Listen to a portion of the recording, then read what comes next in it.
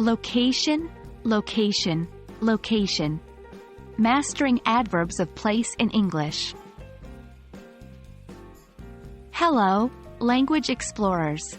Today we're going on a fascinating journey into the world of English language adverbs. Our focus for today's adventure? Adverbs of place. These are super helpful tools in the English language that help us express where something happens. So, fasten your seatbelts and let's explore the world of adverbs of place together. Adverbs of place, as the name suggests, provide information about where something happens. They're used with verbs to indicate the location or direction of the action. Examples include words like here, there, upstairs, downstairs, inside, outside, and so forth. For example, let's take a look at the sentence, John is playing outside. In this case, outside is the adverb of place, telling us where John is playing.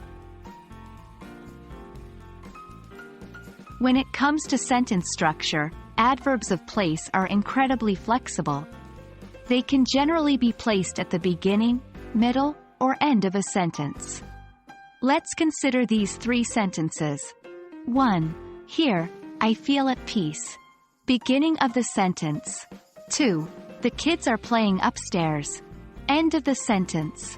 3. She is outside, reading a book. Middle of the sentence. As you can see, the adverb of place can be positioned in different parts of the sentence, depending on what you want to emphasize.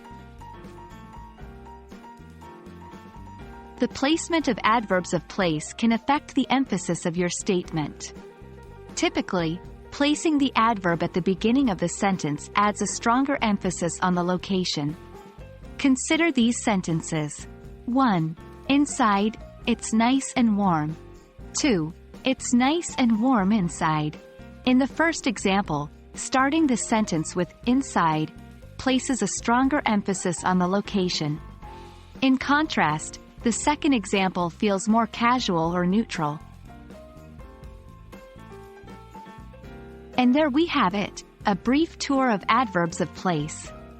Remember, these adverbs are flexible in their placement and can add emphasis depending on their position in a sentence.